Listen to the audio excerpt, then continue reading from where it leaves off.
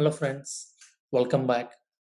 In the previous chapter, we have discussed about the seepage analysis.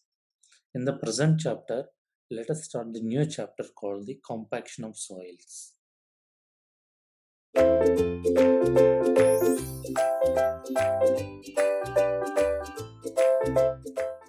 Compaction.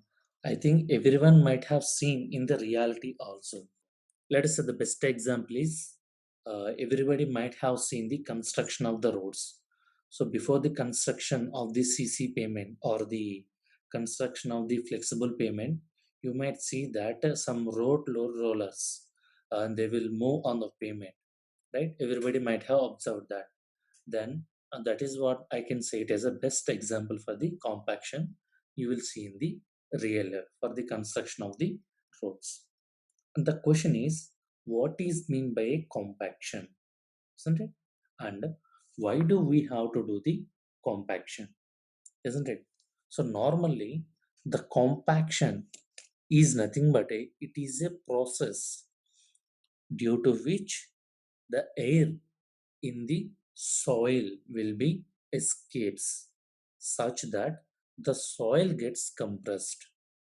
So in that process, the shear strength of the soil may increase and the compressibility may be decreased. Not only these two, there are some other parameters also.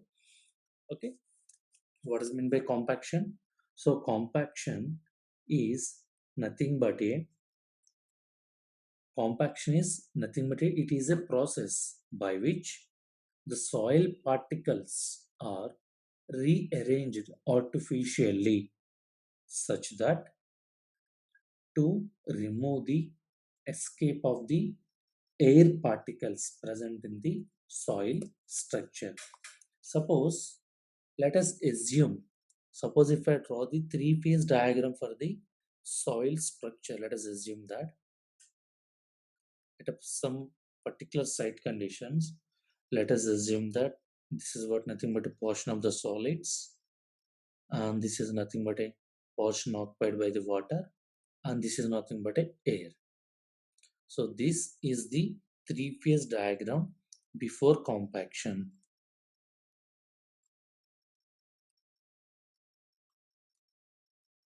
And after compaction, what will happen?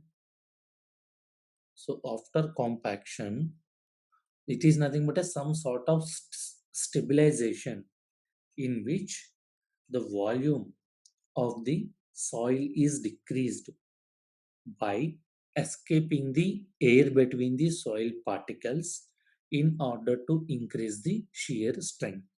So by using some equipment, what I will do is that I will escape the air from the soil structure. So if I'm escaping the air, then what will happen?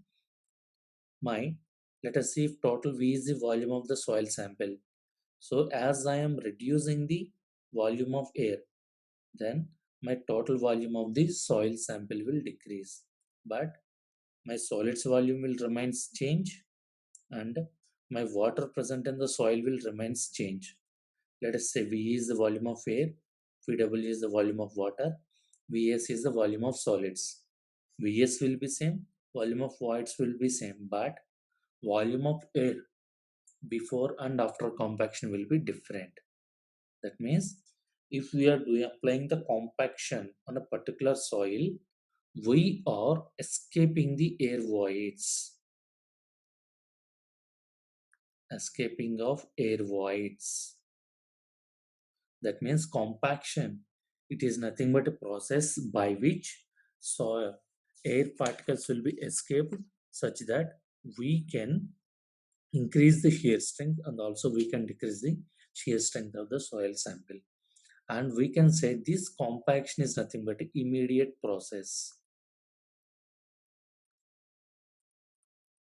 This won't take much time, whatever may be the type of the soil, right?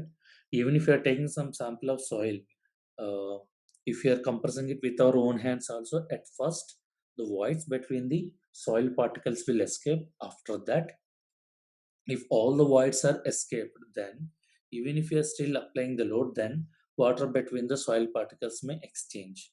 Then what we have to call it then? That process will call the consolidation. That means, suppose if I write down the difference between the compaction and the consolidation. So compaction is nothing but a process in which we will escape of air.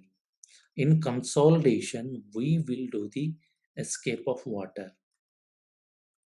That means there is one difference. What is it? Let us say that if I'm considering a soil structure, let us say this is completely filled with solids, water, and air. This is what nothing but before compaction. So if I am applying compaction after compaction, then my volume of air will be decreased. But if I applied a load in such a way that if my air is completely escaped from my soil structure, then what will be the remaining in my soil? Soil will be present and also water will be present. If I still apply the loading, that means is there any possibility of expulsion of air? No. Why? Because already the air is completely escaped. But what is the remaining part? Water. Then if your soil is completely saturated, then if we are applying the loading, then expulsion of water will be there, or I'll say that escape of water. So escape of water from the soil particles, that we will call it as a consolidation. Escape of air, we will call it as a compaction. Okay, initially the soil will get compacted because of the application of the load. After that, if all the air is escaped and still if you are applying the loading, then consolidation will occur on the soil structure.